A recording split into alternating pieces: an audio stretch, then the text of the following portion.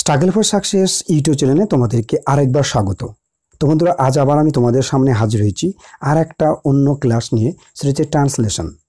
আজকে আমাদের আলোচ্য বিষয় হচ্ছে translate from Bengali to English, অর্থাৎ বাংলা থেকে আমরা ইংলিশে ট্রান্সলেট করব, যেটা তোমার WBC mains, PSC clerk main, ICDS main, miscellaneous mains, এমনকি স্কুল এক্সামের ক্ষেত্রে ভীষণভাবে হেল্পফুল হবে। ইংলিশ টু বেঙ্গলি বা বেঙ্গলি টু ইংলিশ এই অনুবাদ শিখতে গেলে অবশ্য আমাদের কয়েকটা ছোট্টখাটো রুলস কিন্তু আমাদেরকে মনে রাখতে হবে। আমরা সকলে জানি যে প্রত্যেকটি ভাষার একটা নিজস্ব বৈশিষ্ট্য আছে। সেই বৈশিষ্ট্যকে কখনোই আমরা অবজ্ঞা করতে পারি না অনুবাদের ক্ষেত্রে। ইংলিশ এবং বাংলা ভাষার ক্ষেত্রে গঠনগত এবং বাক্য অবিন্যাস অনেকটা আলাদা, এইটা কিন্তু আমাদেরকে মাথায় রাখতে হবে। সাধারণত অনুবাদ দুই প্রকার হয়, একটা হচ্ছে আক্ষরিক বা আবেধানিক অনুবাদ, আর একটা হচ্ছে তোমার ভাবানুবাদ। আক্ষরিক বা আবিধানিক অনুবাদের ক্ষেত্রে যে বক্তব্যটা দেওয়া থাকবে তার হুবহু কিন্তু সেটা অনুসরণ করে লেখা হয়ে থাকে। আর ভাবা অনুবাদের ক্ষেত্রে যেটা হলো তোমার যে মূল বিষয়বস্তুটিকে অবলম্বন করে ভাষার ভাব এবং ভাবনা অনুসারে এবং অর্থাৎ সরল এবং হৃদয়গ্রাহী করে তোলা, যেটা তোমার একটা সুন্দর এবং সুতিমাধুর্যতা কাজ করে। আর এই ভাবানুবাদটাই হচ্ছে তোমার পরীক্ষার ক্ষেত্রে ভীষণভাবে ইম্পর্টেন্ট। যদিও আমাদের এই সিলেবাসটা পিএসসি ক্লার্কের মেন বা মিসলেনিয়াস বা আইসিডিএস এর ক্ষেত্রে বলা থাকে যে মাধ্যমিক লেভেলের তোমার প্রশ্নগুলো হবে, কিন্তু সেই ক্ষেত্রে আমরা যদি শুধুমাত্র আবিধানিক বা আক্ষরিক অনুবাদ করে থাকি তাহলে সেই ক্ষেত্রে আশা অনুরূপ তোমার ফলটা হবে না। ওকে, তো আমাদেরকে সেই ভাবা অনুবাদটা কিন্তু আমাদেরকে অনেকটা অনুসরণ করতে হবে। তো আমি একটু আগে বললাম যে বাংলা এবং ইংলিশের বাক্য বিন্যাস এবং গঠনরীতির কিন্তু একটা পার্থক্য রয়েছে। সেই পার্থক্যটাকে আমাদেরকে ভালো করে রপ্ত করতে হবে, তাহলে আমরা বাংলা থেকে ইংলিশ বা ইংলিশ থেকে বাংলায় সহজে ট্রান্সলেশন করতে পারবো। যেরকম একটা উদাহরণ হিসেবে বলি, দেখো যে হি ইজ ইল, এটা একটা ইংলিশে একটা বাক্য এবং এর গঠন আলাদা, বাংলার গঠনটা আলাদা। একটু জানতে হবে। দেখো যে হিটা হচ্ছে সাবজেক্ট অর্থাৎ কর্তা, আর ইজটা হচ্ছে ভার্ব অর্থাৎ ক্রিয়া, এবং ইলটা হচ্ছে তোমার অ্যাডজেক্টিভ অবজেক্ট, এটা আমি ধরলাম। ওকে, তো এই যে তোমার সাবজেক্ট ভার্ব তারপর অবজেক্ট যেটা ব্যবহৃত হচ্ছে ইংলিশের ক্ষেত্রে, বাংলার ক্ষেত্রে কিন্তু গঠনরীতিটা আলাদা। ক্রিয়াপদটা কিন্তু বাংলার ক্ষেত্রে তোমার অবজেক্টের পরে বসে। আরেকটা ক্ষেত্রে তোমাকে মনে রাখতে হবে, এই যে বাংলা ইংলিশের ক্ষেত্রে যে বিভাগটা আমরা ব্যবহার করব, বাংলার ক্ষেত্রে ওই বিভাগ সাধারণত উজ্জ রাখতে হবে। কীরকম? এইটা ট্রান্সলেটের যদি আমরা অর্থাৎ এর যদি আমরা বঙ্গ অনুবাদ করি, তাহলে এর বাংলার মানেটা কী হবে বলো তো? যে সে হয় অসুস্থ, তাই তো? সে হয় অসুস্থ আর সে অসুস্থ দুটোর ভিতরে কিন্তু শ্রুতি মাধুর্যতার ক্ষেত্রে অনেক পার্থক্য রয়েছে। এই পার্থক্যটাকে আমাদেরকে মনে রাখতে হবে। অর্থাৎ সে হয় অসুস্থ, আমরা যখন ইংলিশ টু বেঙ্গলি লিখবো সেই ক্ষেত্রে আমরা কখনোই সে হয় অসুস্থ লিখবো না, আমরা লিখবো সে অসুস্থ। এই যে হয় নামক যে ক্রিয়াটা এইখানেই তোমার উজ্জ্বল, আর এই গঠন রীতিটাই আমাদেরকে বঙ্গ অনুবাদের ক্ষেত্রে ভালোভাবে মনে রাখতে হবে, খেয়াল রাখতে হবে। তবেই কিন্তু আমরা ভালোভাবে ট্রান্সলেট করতে পারবো এবং আশানুরূপ ফল আমরা সেখান থেকে পেয়ে থাকবো। আবার কিছু কিছু ক্ষেত্রে তোমার ইন্ট্রোডাক্টরি ওয়ার্ড যেমন থাকে ইংলিশ থেকে আমরা যদি বাংলা করি, যেমন দেয়ার, ইট, এগুলো সাধারণত বাংলার ক্ষেত্রে ব্যবহার হয় না। যেরকম একটা উদাহরণ হিসাবে যদি আমরা দেখতে চাই যে ইট ইজ ব্লোয়িং, BLOWING, আমরা লিখি ব্লোয়িং ভেরি হার্ড। এই ক্ষেত্রে দেখো যদি এই ইট নামক শব্দটা মানে ইহা বলতে আমরা যখন কোনো একটা বাক্য লিখব, নিশ্চয়ই এই ইটের পরিবর্তে আগে এক যে বাক্য আছে সেখানে কিন্তু তার সাবজেক্টটা বলা হয়েছে। ওকে, তো সেই ক্ষেত্রে আমরা ইট মানে ইহা এই কথাটা বলবো না। ওকে, এই ইটের ব্যবহারটা কিন্তু আমাদের বাংলা ক্ষেত্রে উজ্জ্বল রাখতে হবে। তাহলে কি বলবো? It is blowing very hard. এখানে সাধারণত প্রবাহিত হচ্ছে, ব্লোয়িং মানে প্রবাহিত হচ্ছে। কি প্রবাহিত হচ্ছে? বাতাস। তা আমরা এখানে লিখব যে বাতাস খুব জোরে বইছে। তো এইভাবে কিন্তু আমাদের বঙ্গানুবাদ করতে হবে। তো বঙ্গানুবাদের উপর আমরা একটা সুন্দর যে রুলস সহ একটা ভিডিও আপলোড করে দিয়েছি, তোমরা যদি সেই ভিডিওটি দেখে থাকো অবশ্যই লাভবান হবে। তো সেখানে আমরা ডিটেলসে বাংলা থেকে ইংলিশ বা ইংলিশ থেকে বাংলা কিভাবে ট্রান্সলেট করতে হয়, কোন কোন বিষয়গুলোকে মনে রাখতে মানে কোন কোন বিষয়গুলিকে আমাদের মাথায় রাখতে হবে, কোন কোন জিনিসগুলোকে গ্রহণ করতে হবে এবং কোন কোন জিনিসগুলোকে অ্যাভয়েড করতে হবে, এবং সত্যিকার একটা নিট অ্যান্ড ক্লিন ভাব অনুবাদ অনুযায়ী একটা অনুবাদ করতে পারবো, সেরকম দিয়ে আমরা একটা ভিডিও আপলোড করে দিচ্ছি। যদি কেউ না দেখে তো অবশ্যই আমাদের সেই ভিডিওটি দেখে নাও আমাদের প্লেলিস্টে গিয়ে, তাহলে তোমরা অনেক কিছু শিখতে পারবে। তো চলো আজকে আমরা সেই ক্রাইটেরিয়াকে বা সেই বঙ্গানুবাদের নিয়মকে ফলো করে আজকে একটা বাংলা থেকে ইংলিশ আমরা ট্রান্সলেট করব। ওকে, তো দেখো ফার্স্টে আমরা যেটা করব, যেটা কি যে প্যাসেজটাকে পড়ে নেব। ওকে, প্যাসেজটা পড়ে নেব, তারপর আমরা এই অনুযায়ী একটা ভাব অনুবাদ আমরা করব। ওকে, দেখো প্যাসেজটা রয়েছে যে এ পর্যন্ত আমরা মাতৃভাষা ছাড়া প্রধানত শুধু একটি ভাষা শেখার চেষ্টা করেছি, সেটা হলো ইংরেজি। ওকে, ইংরেজি শেখার উদ্দেশ্য তিনটে: জীবিকা নির্বাহ, ভিন্ন দেশবাসীর সঙ্গে কথাবার্তা এবং নানান বিষয়ে জ্ঞান লাভ। হিন্দি যখন রাষ্ট্রভাষা রূপে প্রতিষ্ঠিত হবে তখন কেবল ইংরেজির সাহায্যে জীবিকা নির্বাহ চলবে না। সরকারি চাকরি, ওকালতি প্রভৃতি ক্ষেত্রে হিন্দি অপরিহার্য হবে। কিন্তু যারা উচ্চ শিক্ষা চান অথবা পৃথিবীর সকল দেশের সঙ্গে যোগ রাখতে চান তাদের ইংরেজিও শিখতে হবে। অবশ্য এখন যেমন অনেক লোক ইংরেজি না শিখেও কৃষি, শিল্প, কারবার বা ক্রয়িক শ্রম দ্বারা জীবিকা নির্বাহ করে, ভবিষ্যতে হিন্দি না শিখেও তা পারবে। তো এইটা হচ্ছে আমাদের একটা বাংলা প্যাসেজ, যেটা আমরা তুলেছি পিকে দে সরকারের ইংলিশ গ্রামার বই থেকে, যেটা তোমার এই বইটা এতটা গুরুত্বপূর্ণ যে কোনো কম্পিটিটিভ পরীক্ষার ক্ষেত্রে এটা এই বইটা গ্রামার ক্ষেত্রে এবং ট্রান্সলেটের ক্ষেত্রে, রিপোর্ট রাইটিং ক্ষেত্রে, অর্থাৎ ইংলিশের ক্ষেত্রে একটা ইউনিক বই। অবশ্যই তোমরা এই বইটা ফলো করতে পারো। তো এইবার আমরা এই যে প্যাসেজটা আমরা পড়লাম, এখান থেকে আমরা এবার ট্রান্সলেট করব।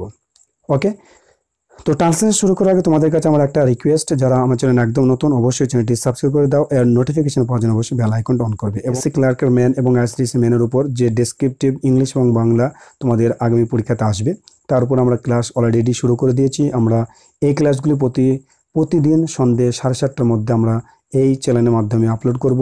তো অবশ্যই তোমরা সেই ক্লাসগুলো অবশ্যই দেখবে, তাহলে তোমাদের ওই পরীক্ষাগুলোর ক্ষেত্রে ভীষণভাবে হেল্প হবে।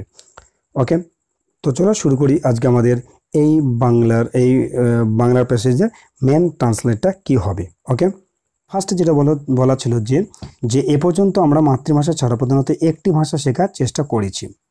তো এই একটা বাক্য আমাদেরকে অবশ্যই টেন্সকে ফলো করতে হবে। তো যদি কোনো বাক্যের বাংলার ক্ষেত্রে করেছি, খেয়েছি, গেয়েছি, অর্থাৎ ছি এই শব্দটা যদি থাকে, তেছি, তেছো, তাহলে তোমার সাধারণত সেটা প্রেজেন্ট পারফেক্ট টেন্স হয়। তো প্রেজেন্ট পারফেক্ট টেন্সের গঠনটা কি? সাবজেক্ট হবে। ওকে, সাবজেক্ট হবে, তারপর তোমার হ্যাভ অথবা হ্যাজ হবে, এবং যে ক্রিয়াপদটি থাকবে সেটা অবশ্যই ভার্বের তৃতীয় ফর্মে থাকবে। তো সেভাবে আমরা লিখবো। দেখো এটা এইভাবে ট্রান্সলেটটা করতে হবে যে so long we have try to learn only one language in the man. Okay, আমরা চেষ্টা করেছি শিখতে, তাহলে শিখতে হচ্ছে কি we have tried to learn, তাহলে ট্রাইড টু হবে। ওকে, তো হ্যাভ ট্রাইড টু অর্থাৎ চেষ্টা করেছি টু লার্ন শিখতে অনলি ওয়ান ল্যাঙ্গুয়েজ, কেবলমাত্র একটি ভাষা, প্রধানত ইন দ্য ম্যান। ওকে, এটা কি ভাষা? ইংরেজি ভাষা। ওকে, তারপর সাথে দেখো একটা বড় একটা বাক্য দেওয়া আছে ওখানে সাথে, মানে তারপর যেটা যোগ্য আছে যে প্রধানত কি বলা আছে দেখো, মাতৃভাষা ছাড়া। তো মাতৃভাষা ছাড়া হচ্ছে বিসাইডস দ্য মাদার টাং, এখানে বিসাইডস মানে ছাড়া। এইভাবে তোমাদেরকে একটা ভাবানুবাদ অনুযায়ী তোমাকে যে অনুবাদ করতে হবে। ওকে, অর্থাৎ এরকম মনে হয় যে প্যাসেজটি পড়ে যেহেতু মনে হয় যে কোনো রকমভাবে কোনো রকমভাবে যে অনুবাদ মানে বোঝা যায় না, যে একটা সুন্দর একটা গল্প আকারে যেন এটা পড়ছে, এই ভাবার্থটা তোমাকে কিন্তু ওখানে পুট করতে হবে। ওকে, তো বলা আছে দেখো, তারপর যেটা বলা আছে দেখো যে ইংরেজি শেখার উদ্দেশ্য তিনটে, সেটা হচ্ছে জীবিকা নির্বাহ, ভিন্ন দেশবাসীর সঙ্গে কথাবার্তা এবং নানান বিষয়ে জ্ঞান লাভ। ওকে, তাহলে ইংরেজি শেখার উদ্দেশ্য হচ্ছে কি, তাহলে this has three fold objects. এখানে আমরা মেন যে শব্দটা, মেন যে ভাবটা কিন্তু আমরা বলে দিয়েছি, যেটি কি হচ্ছে যে ইংরেজি শিক্ষা। ওকে, তাহলে ইংরেজি শিক্ষা আমরা ডবল আবার না, দ্বিতীয় বাক্য যদি আমরা সেই দ্বিতীয় বাক্যে আবার ইংরেজি শিক্ষাকে না লিখে আমরা সেখানে দিস ব্যবহার করতে পারি, অর্থাৎ এটা হচ্ছে প্রোনাউন। তো প্রোনাউন হচ্ছে বাক্যের ব্যবহার করার একটা উদ্দেশ্য হচ্ছে কি আলংকারিক তৈরি করা। যেরকম তোমার আমাদের ক্ষেত্রে যেমন মেয়েদেরকে যদি সাধারণত বিভিন্ন অলংকারে সজ্জিত করা হয় তো অনেকটা দেখতে ভালো লাগে, ঠিক বাংলার ক্ষেত্রে তোমার এই অলংকার হিসেবে প্রোনাউন ব্যবহার হয়ে থাকে। একই কথা বারবার না বলে, অর্থাৎ ল্যাঙ্গুয়েজ যে এক কথা, অর্থাৎ ইংলিশ ল্যাঙ্গুয়েজ, ইংলিশ লার্ন, অর্থাৎ একই শব্দ বারবার বা একই নাউন বারবার ব্যবহার না করে প্রোনাউনকে ব্যবহার করা হয়। ওকে, তো এখানে এইভাবে লিখতে হবে যে this has three fold objects, অর্থাৎ এখানে তিন ধরনের তোমার কি উদ্দেশ্য রয়েছে, তিনটে উদ্দেশ্য রয়েছে। কি আর্নিং আওয়ার ব্রেড, এখানে আর্নিং আওয়ার ব্রেড, এখানে কখনো আমরা জীবিকা নির্বাহ। ওকে, তা ব্রেড জীবিকা নির্বাহটা কি আমাদের খাওয়া খাওয়া পড়া। ওকে, তা ব্রেড হচ্ছে সেইটা মানে, অর্থাৎ earning our bread. Intercourse with foreigners, intercourse মানে কথাবার্তা, কারোর সাথে মধ্যস্থতা স্থাপন করা, তো কথাবার্তা সেটা ইন্টারকোর্স। এই শব্দগুলো অবশ্যই তোমরা নোট ডাউন করে রাখবে, তো ওয়ার্ড নোট অবশ্যই মনে রাখবে, কেননা যে কোনো ট্রান্সলেশনের ক্ষেত্রে এই শব্দগুলো ভীষণভাবে হেল্প হবে। ওকে, অ্যান্ড অ্যাকুইজিশন অফ নলেজ, এখানে একটা গুরুত্বপূর্ণ শব্দ ব্যবহার করা হয়েছে অ্যাকুইজিশন। অ্যাকুইজিশন অর্জন বা আয়ত্তীকরণ, তো অফ নলেজ অর্থাৎ এখানে ইন ভেরিয়াস সাবজেক্টস, অর্থাৎ নানান বিষয়ে সম্পর্কে জ্ঞান অর্জন বা জ্ঞান লাভ। এটা তোমরা অবশ্যই মনে হচ্ছে অ্যাকুইজিশন অফ নলেজ মানে জ্ঞান আরোহণ।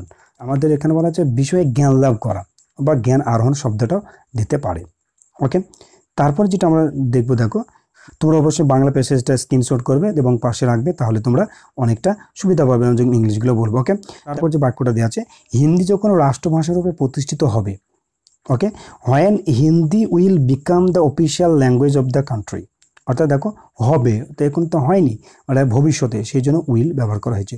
ভবিষ্যতে হচ্ছে modal verb, can, could, will, shall, এগুলো ব্যবহার করা হয়ে থাকে। ওকে, তো হোয়েন যখন, এটা হচ্ছে একটা কমপ্লেক্স সেন্টেন্স, যখন Hindi will be the official language of the country, যখন আমাদের দেশে, এখানে দেখো দেশ এই শব্দটা কিন্তু উজ্জ্বল হয়েছে। তোমরা যখন তোমরা যখন ইংলিশ থেকে বাংলায় ট্রান্সলেট করো, তখন কিন্তু তুমি যদি এই যে ল্যাঙ্গুয়েজ অফ দ্য কান্ট্রি, তো সেই ক্ষেত্রে তোমরা যদি যে হিন্দি যখন রাষ্ট্রভাষা প্রতিষ্ঠিত হবে, তুমি এই ভাষাটা কিন্তু দেখো একটু চেঞ্জ হয়েছে, কি যে ল্যাঙ্গুয়েজ অফ দ্য কান্ট্রি শব্দটা কিন্তু আমরা কান্ট্রি শব্দটা কিন্তু বাংলা নেই। ওকে, তো বাংলা থেকে ইংলিশে যতটা সহজ, ইংলিশ থেকে বাংলা করা আর সহজ কিন্তু। ওকে, তো যখন রাষ্ট্রভাষা রূপে প্রতিষ্ঠিত হবে, অর্থাৎ কি হিন্দি যখন রাষ্ট্রভাষা রূপে প্রতিষ্ঠিত হবে, it will not be possible for us to earn our living with knowledge of English only। তো সেই ক্ষেত্রে কি হবে, যখন হিন্দি যখন রাষ্ট্রভাষা রূপে প্রতিষ্ঠিত হবে, তখন কেবল ইংরেজি সাহায্যের জীবিকা নির্বাহ চলবে না। ওকে, ইংলিশ অনলি, ঠিক আছে, যে it will not be possible, এটা সম্ভব হবে না, ফর আস আমাদের জন্য, to earn our living with knowledge of English only. তখন কি হবে তোমার, যে শুধুমাত্র তখন কেবল ইংরেজির সাহায্যে জীবিকা নির্বাহ চলবে না। ক্লিয়ার? তারপর বলা আছে দেখো যে সরকারি চাকরি ও উকালতি প্রভৃতি ভিত্তিতে হিন্দি অপরিহার্য হবে। ঠিক আছে, বলেছে যে হিন্দি উইল বি ইনডিসপেন্সেবল। এখানে দেখো হিন্দি উইল বি হবে, তাহলে ইন হবে যখন হবে তখন উইল বি, সেল বি, এগুলো ব্যবহার করা হয়। ওকে, তো দেখো যে Hindi will be indispensable, indispensable অপরিহার্য, ইন গভর্নমেন্ট সার্ভিস অর্থাৎ সরকারি চাকরি, অ্যান্ড ইন প্রফেশন লাইক ল অর্থাৎ উকালতির মতো প্রফেশনে তোমার এটা ইনডিসপেন্সেবল হবে, অর্থাৎ অপরিহার্য হবে। এখানে এসেনশিয়াল বা নেসেসারি এই শব্দটা ব্যবহার করা হবে না, সবথেকে ভালো সেটা হচ্ছে ইনডিসপেন্সেবল। ওকে, কিন্তু যারা উচ্চ শিক্ষা চান অথবা পৃথিবীর সকল দেশের সঙ্গে যোগ রাখতে চান, তাদের ইংরেজি শিখতে হবে।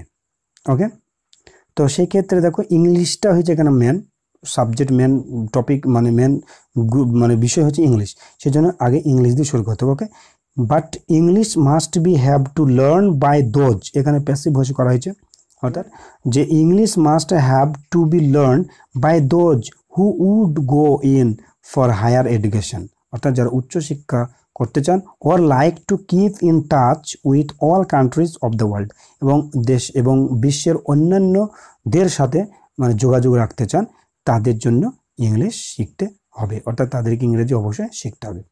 ঠিক আছে, তারপর যেটা বলা যায় দেখো অবশ্যই এখন যেমন অনেক লোক ইংরেজি না শিখেও কৃষি, শিল্প, কারবার বা কায়িক শ্রম দ্বারা জীবিকা নির্বাহ করে, ভবিষ্যতে হিন্দি না শিখে তা করতে পারবে। নো ডাউট, এটা হচ্ছে নিঃসন্দেহ। ওকে, নিঃসন্দেহ। ইন ফিউচার, ভবিষ্যতে, also many will be able to learn their living without learning Hindi. ঠিক হিন্দিটার উপর যেহেতু জোর দেওয়া হয়েছে, সেই জন্য এটা আগলে হয়েছে, যে ভবিষ্যতে হিন্দি না শিখেও কি পারবে, হিন্দি না শিখেও অনেকজনের জীবিকা নির্বাহ করতে পারবে। Just as many do it now by agriculture, industry, trade and physical labour without learning English. যেরকম এখন অনেক লোক ইংরেজি না শিখেও কৃষি, শিল্প, কারবার অর্থাৎ তোমার ট্রেড, ওকে, এবং ফিজিক্যাল লেবার হচ্ছে কায়িক শ্রম দ্বারা জীবিকা নির্বাহ করছে। ওকে, উইদাউট লার্নিং ইংলিশ, অর্থাৎ ইংরেজি শিক্ষা না করে। তো বন্ধুরা, আমাদের এটাই ছিল বাংলা থেকে ইংলিশের একটি ট্রান্সলেট। যদি তোমাদের ভিডিওটি ভালো লাগে অবশ্যই লাইক কমেন্ট, আর এরকম সুন্দর সুন্দর যে ট্রান্সলেট শিখতে অবশ্যই আমাদের চ্যানেলটি সাবস্ক্রাইব রাখবে, আর নোটিফিকেশন পাওয়ার জন্য অবশ্যই বেল আইকনটা অন করে রাখবে। আসি, সকলে ভালো থেকো, সুস্থ থাকো, আবার তোমাদের পরের ভিডিওতে দেখা হবে।